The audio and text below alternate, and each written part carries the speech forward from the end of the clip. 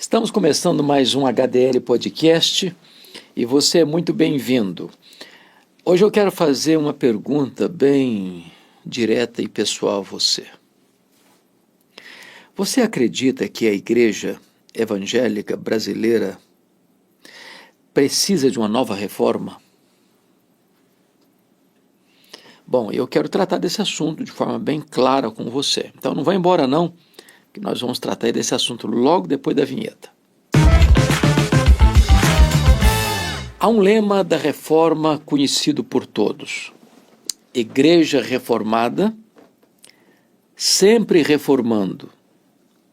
A igreja precisa sempre avaliar a sua doutrina e a sua prática à luz das Escrituras. E sempre que houver um desvio para lá ou para cá, ela precisa retornar. Reforma não foi um desvio, foi um retorno. A reforma foi um retorno à doutrina dos apóstolos, às Escrituras, à centralidade da Bíblia. Poderíamos brevemente olhar para a igreja assim. Nos 5 primeiros séculos do cristianismo, nós tivemos aquilo que nós chamamos do período dos pais da igreja, período da patrologia, período da patrística. Nesse período, o que mais ficou em efervescência foi a doutrina de Cristo. Talvez pela influência do pensamento grego, que negava a encarnação e a ressurreição de Cristo. Muito se debateu sobre a questão da divindade de Cristo, sobre a questão da humanidade de Cristo, sobre a questão da pessoa divina-humana de Cristo. E nós tivemos 3 grandes concílios na igreja para resolver essa questão doutrinária. Em 325, o primeiro concílio geral em Niceia, convocado pelo imperador Constantino, em virtude da pregação herética diário em Alexandria, afirmando que Jesus não era Deus, Deus de Deus, luz de luz, coigual, coeterno e consubstancial com o Pai. Então Atanásio triunfa sobre as teses heréticas de Ario e define a doutrina tão gloriosa, tão posta claramente nas Escrituras, que Jesus Cristo é verdadeiramente Deus, Deus de Deus, luz de luz, coigual, coeterno e consubstancial com o Pai. Mais tarde, em 381, é necessário um outro concílio, concílio de Constantinopla, para enfatizar a doutrina da perfeita humanidade de Cristo. Então nós temos uma pessoa e 2 naturezas distintas. Ele é perfeitamente Deus, mas ele é também perfeitamente homem. E só mais tarde, no concílio de Calcedônia, em 451, é que fica definido com total clareza a doutrina da pessoa teantrópica, ou divino-humana de Cristo. Ele é Deus, ele é homem, numa única pessoa. De tal maneira que Jesus Cristo é Deus e homem, é homem em Deus. É a sua natureza divino-humana, a sua natureza divino-teantrópica, ele é Deus e homem. Não são 2 pessoas, é uma única pessoa com 2 naturezas distintas. Depois nós tivemos um período longo da igreja, que nós chamamos do 5º ao 15º século, são 1000 anos de história. Nesse período nós tivemos o que nós chamamos de Idade Média, ou a Escolástica, ou conhecido também como o período das trevas, ou a Idade das Trevas. Foi nesse tempo que a igreja tornou-se robusta politicamente, economicamente, mas entrou num declínio cada vez mais decrescente no que tange à sua fidelidade doutrinária e à sua pureza moral. A igreja foi se corrompendo. Muitos dogmas foram sendo inseridos, porque agora o cristianismo, até então perseguido, ganhou status de religião oficial do Estado.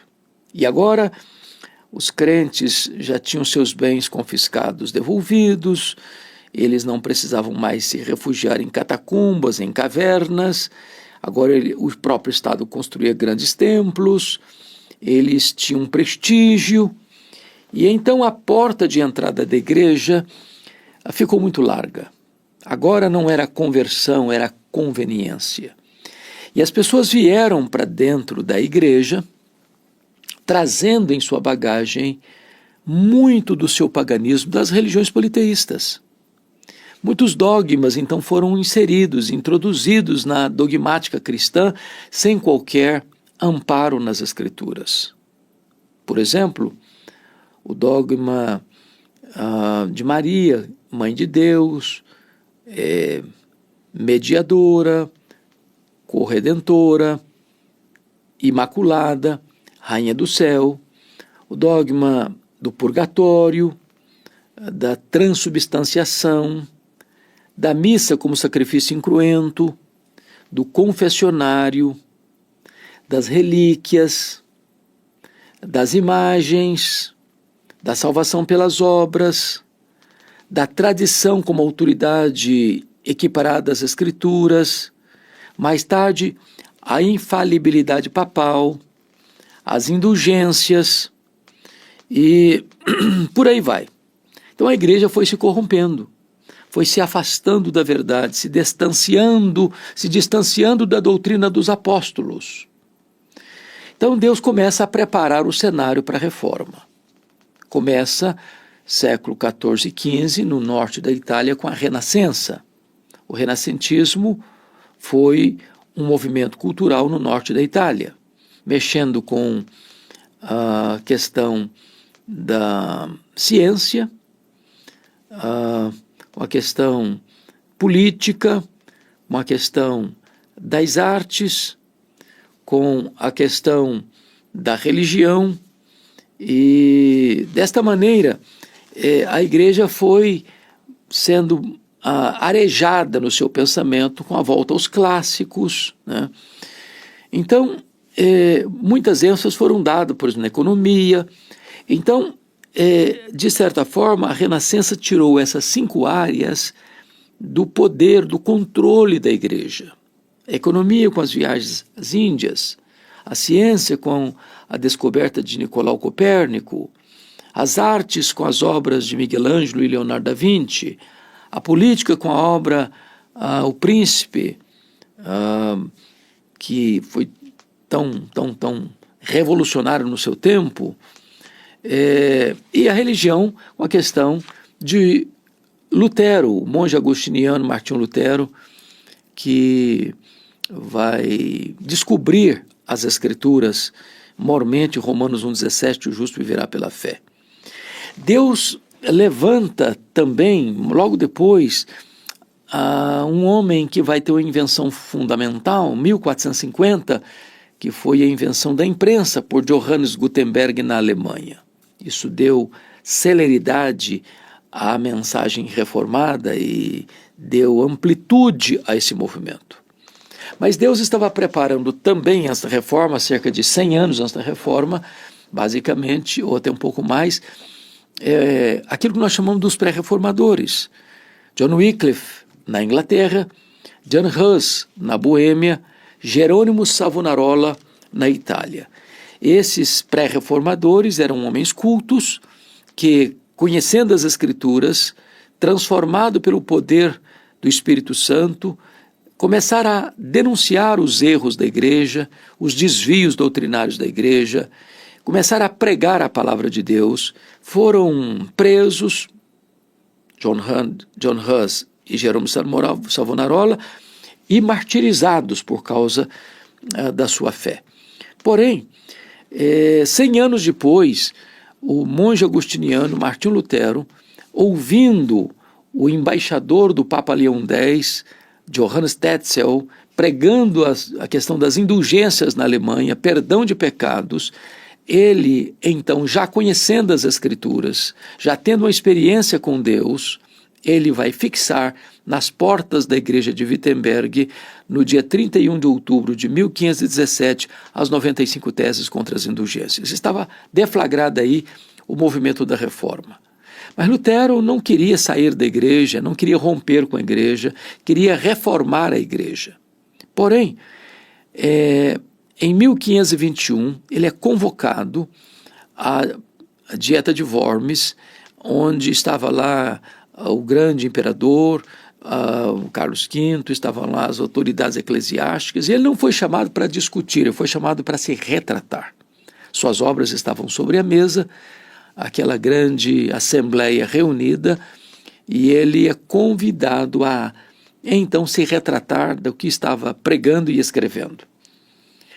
E ele, então, responde: a não ser que vocês me convençam pelas Escrituras que eu estou errado, eu não posso me retratar. Porque não é legítimo nem lícito a um homem agir contra a sua consciência. Aqui eu fico, aqui eu me estabeleço, e que Deus me ajude. Então ali foi o corte radical, ali foi a divisão real. Ali ele percebeu que não dava mais para caminhar junto, que não tinha esperança de uma mudança da igreja, e então estava estabelecido de fato, de verdade, a reforma do século XVI. Deus levantou outros reformadores, Melanchthon, por exemplo, Beza, Calvino, Farel, Busser, e tantos outros, né?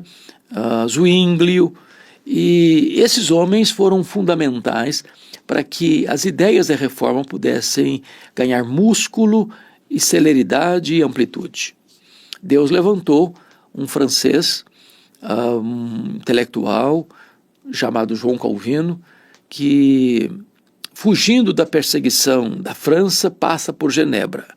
Já tinha escrito a sua obra principal, a sua obra das Institutas da religião cristã, e quando passa por Genebra, o Farel, que era o pastor da igreja, convidou para ficar. Calvino disse: não, eu não vou ficar, eu tenho um outro chamado, então eu preciso de você aqui. Não, mas eu não vou ficar. Então Farel lhe disse: olha, se você não ficar, eu lhe farei uma oração imprecatória para Deus amaldiçoar a sua vida. E ele, constrangido por isso, ficou. Começou a pregar a palavra de Deus em Genebra, mas Genebra não estava preparada ainda para a reforma. Expulsaram Calvino, expulsaram Farel, e eles foram para Estrasburgo em 1538, e em 1541 convidaram eles para voltar, e Calvino fez exigências para voltar e voltou. E ele volta para Genebra e continua em Genebra de 1541, 1641 a 1541 a 1604. Então, ele fica ali até o final da 1564. Ele fica ali, então, de 41 a 64, o ano que ele morreu. É importante dizer que Calvino foi o grande cérebro da reforma. Nesses anos que ficou em Genebra, de 1541 a 1564, Genebra vai se transformar numa referência do que era a ação de Deus na história, de transformação da sociedade, de influência na academia, de influência na economia, de influência na política, e ele foi o grande mentor, portanto, da reforma. Deus levantou outros instrumentos, como disse, e a reforma então foi ganhando musculatura, foi ganhando corpo, não sem dor, não sem lágrimas, não sem sangue. Por exemplo, em 1572, dia 24 de agosto de 1572, à noite de São Bartolomeu, Catarina de Médici manda matar os huguenotes. E numa única noite, 24 de agosto, mais de 70 mil huguenotes, mais de 70 mil calvinistas franceses foram assassinados. Na Alemanha, a Guerra dos 30 anos, 1618 a 1648, mais de 1 milhão de pessoas morreram. A perseguição na Inglaterra não foi tão diferente, sobretudo sob a liderança de Maria Tudor, 1553 a 1558, onde houve uma grande chacina na Inglaterra. Grandes lutas vieram depois disso. Então a reforma se estabeleceu, a reforma foi ganhando forças e, pela graça de Deus, o evangelho foi crescendo e prosperando.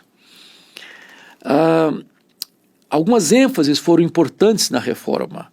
e 5 delas foram as principais. Sola Escritura, só a Escritura. Sola Gratia, só a graça. Sola Fide, só a fé. Solus Christus, só Cristo. Só lhe deu glória, só a Deus a glória. Então essas ênfases ainda continuam até hoje como ênfases necessárias para a saúde doutrinária e espiritual da igreja. Porém, a igreja foi sofrendo novos ventos contrários. E eu quero destacar alguns deles. Primeiramente, você se lembra aí do racionalismo francês do século XVII, do iluminismo francês do século XVIII, e na esteira desse pensamento racionalista, iluminista, ateísta, vem então a questão da teologia liberal. E o liberalismo teológico é um câncer. O liberalismo teológico, onde ele chega, ele mata a igreja. Ele não começa nos bancos, ele começa nas cátedras, nos seminários. Dos seminários ele desce para o púlpito e do púlpito ele mata as igrejas. Qualquer igreja que assinar o liberalismo teológico assina no mesmo dia o seu atestado de óbito. O liberalismo devastou a igreja na Europa, devastou a igreja na América, está devastando a igreja mundo afora, inclusive aqui no Brasil, onde nós temos denominações que não apenas flertam com o liberalismo, mas já sucumbiram ao liberalismo. O liberalismo, como diz, começa nos seminários, onde as pessoas não acreditam mais que a Bíblia é a palavra de Deus, inspirada, inerrante, infalível, suficiente. Eles fazem uma leitura da Bíblia, como de Bélios, numa análise do crítico literário e não gramático histórico. Então vem aí outros homens, por exemplo, com Rodolfo Bultmann, dizendo, não, a Bíblia está cheia de mitos, nós temos que demitologizar a Bíblia. Então, hoje não faltam aqueles que, não, nós temos que atualizar a Bíblia, nós temos que ressignificar a Bíblia, quando a palavra de Deus não é velha, não é nova, ela é eterna, ela não passa, ela não fica caduca, ela não fica obsoleta, ela não fica ultrapassada, ela não é a única regra de fé e prática dada por Deus à sua igreja. Portanto, onde o liberalismo chega, ele destrói. Então nós precisamos de uma nova reforma, porque muitas igrejas chamadas protestantes sucumbiram ao liberalismo. As denominações históricas, quase todas, se não todas, foram afetadas pelo liberalismo. E as pessoas perderam a sua fé nas Escrituras, na ressurreição, na concepção virginal de Cristo, na encarnação de Cristo, na ressurreição de Cristo. As pessoas estão esvaziando a palavra de Deus das verdades magnas do cristianismo. O liberalismo vem para assolar e destruir. Então, precisamos de uma nova reforma sim, porque o liberalismo tem atingido, afetado, contaminado, fermentado e destruído igrejas mundo afora. Em nome do intelectualismo, esses professores liberais se infiltram nos seminários, destilam o seu veneno, formam os seus adeptos. E esses, como falsos pastores, sobem aos púlpitos para negar a palavra de Deus, para angariar para si adeptos, e eles são lobos em vez de pastores, destruindo a igreja de Deus. Então, essa é a primeira ameaça à igreja que precisa, que carece de uma nova reforma para um retorno às Escrituras, à credibilidade das Escrituras, à supremacia das Escrituras, à primazia da pregação.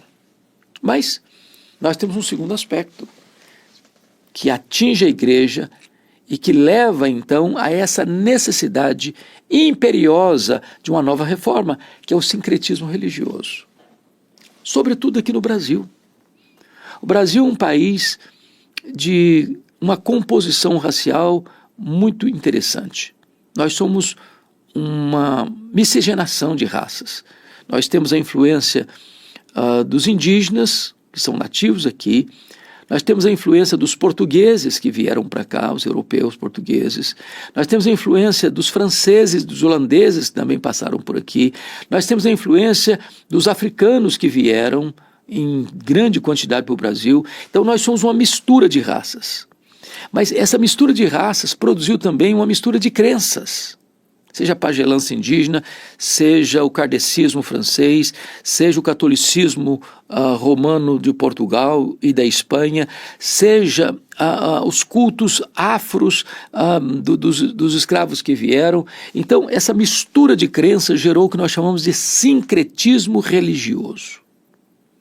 E aí, nós estamos vendo que muitas vezes as pessoas saem dessas religiões sincréticas, vêm para uma chamada igreja evangélica e se introduz um outro tipo de misticismo, de sincretismo religioso.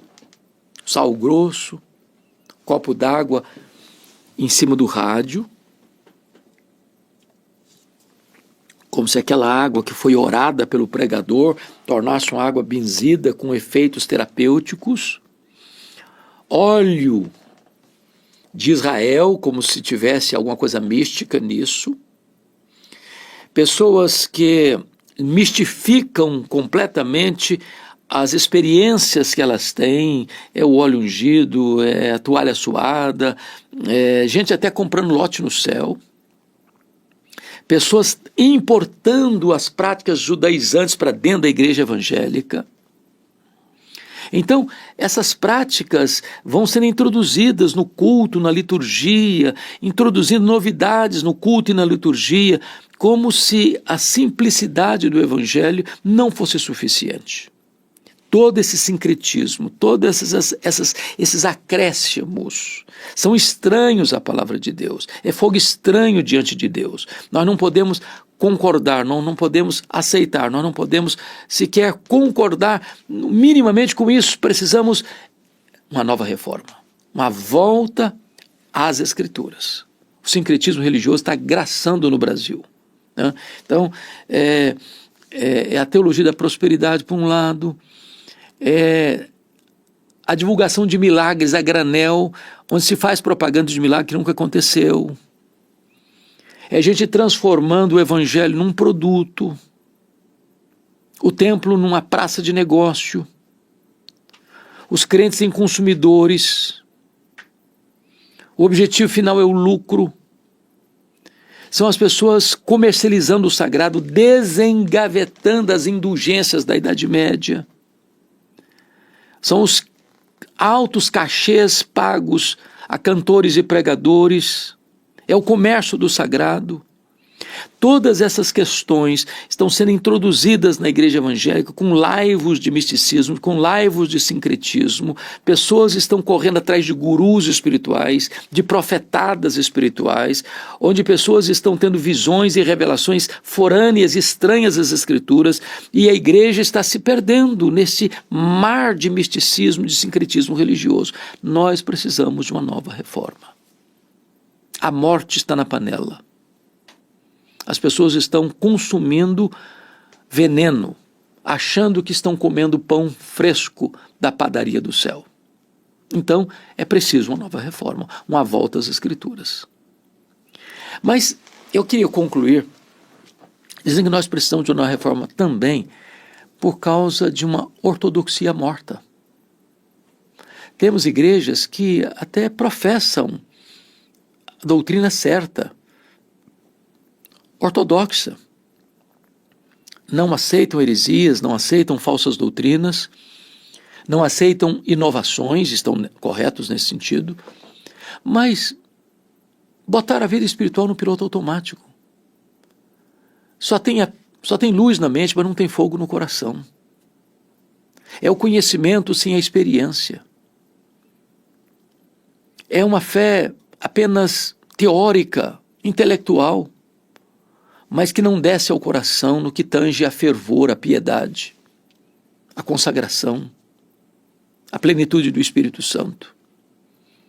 Temos visto igrejas que se dizem ortodoxas, mas estão engessadas, ossificadas. Elas não crescem. E as pessoas ainda geram uma boa desculpa, não, mas são os eleitos que não vêm, ou não tem eleito, ou na hora certa os eleitos virão, mas eles também não pregam, eles também não testemunham, e eles também estão guardados e protegidos, e limitados a 4 paredes. E a fé vem pelo ouvir a pregação da palavra de Deus. Não tem oração, não tem jejum, não tem fervor, não tem entusiasmo, não tem alegria, não tem vibração com as coisas de Deus, não tem brilho nos olhos, não tem coração compungido, não tem choro pelo pecado, não tem arrependimento para a vida, não tem plenitude do Espírito Santo. Nós precisamos não apenas de luz na cabeça, precisamos também de fogo no coração. Precisamos de uma nova reforma. Igreja reformada, sempre reformando. Quero concluir a minha fala dizendo que nós precisamos de um reavivamento, mas reavivamento passa pela reforma. Primeiro o povo de Deus acerta a vida com Deus, primeiro o povo de Deus se volta para Deus, primeiro o povo de Deus se volta para a palavra de Deus, então Deus derrama do seu Espírito sobre a sua igreja. Não há avivamento sem reforma, não há reforma sem arrependimento. Não há mudança no que tange a fervor espiritual se primeiro nós não colocamos a nossa vida certa com Deus no altar de Deus. Então, a minha palavra hoje para a igreja evangélica brasileira e a igreja evangélica mundo afora, Deus tem me dado a oportunidade de visitar tantas nações, vários países, pregar em vários países, e a conclusão que eu chego é que a necessidade aqui do Brasil é a necessidade das outras nações do mundo. A reforma não pode ficar estagnada lá no século XVI, 1517. Hoje precisamos de uma nova reforma. Uma volta às Escrituras, uma volta à doutrina dos apóstolos, uma volta ao cristianismo primitivo, uma volta à ortodoxia e à piedade, uma volta à teologia ética, uma volta ao credo e à conduta, uma volta à simplicidade da fé cristã. Bom, se essa reflexão abençoa a sua vida, eu gostaria que você repartisse e compartilhasse esta palavra com outras pessoas. Assim nos ajuda a levar a palavra de Deus para mais longe, para alcançar mais pessoas. Deus abençoe sua vida, Deus abençoe seu coração e até o nosso próximo podcast, se Deus quiser.